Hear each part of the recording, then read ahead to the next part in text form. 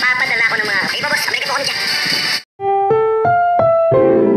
Ang programang ito ay rated SPG, striktong patnubay at gabay ng magulang ang kailangan. Si Mr. Jeronimo nga ang contact buyer ni Divina sa Star of Venus, kaya masayang tinawagan ni Divina si Tanggol na meron na daw umano silang buyer.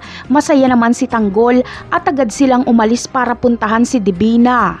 Ikinagulat ni Marcelo ang biglaang pag-alis nila Tanggol at narinig pa na may tinawag si Tanggol na boss. Kaya naman mas lalong lumalakas ang pakiramdam ni Marcelo na si Tanggol ang kumuha ng Star of Venus. Samantala, kasabwat pala ni Colonel Suarez itong si Mr. Jeronimo, kaya sa transaksyon na gaganapin ay magpapadala ng kapulisan si Colonel Suarez para makuha ang Star of Venus. Kaya bulilyaso sila Tanggol, mapapasabak sila sa matinding bakbakan laban sa mga kapulisan. Malalagay sa alanganin ang buhay ni Divina, pero mabuti na lang ay maililigtas siya ni Tanggol. Sa bandang huli ay ligtas na makakatakas sila Tanggol. Sa kabilang banda naman ay tanggap na ni Santino na makulong siya kahit wala siyang kasalanan, basta wag lang masyadong mag-alala sa kanya ang kanyang ina.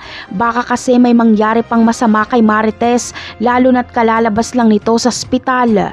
Lumuhod at nagmamakaawa si Marites kay Rigor para absueltuhin si Santino dahil alam niyang wala itong kasalanan.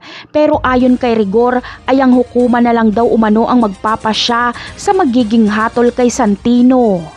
Talaga nga namang napakawalang kwentang ama nitong si Rigor.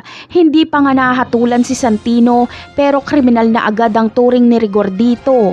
Nakabase lang si Rigor sa mga testigo na wala namang ebidensya na si Santino nga ang gumawa. Mapapahiya si Rigor kapag lumabas na ang pagsusuri sa mga nakuhang fingerprint dahil hindi fingerprint ni Santino ang lalabas kundi fingerprint ni Lawrence. Kaya malinaw na walang kasalanan si Santino. Napakarami pa nating dapat abangan sa mga susunod na episode. Paalam!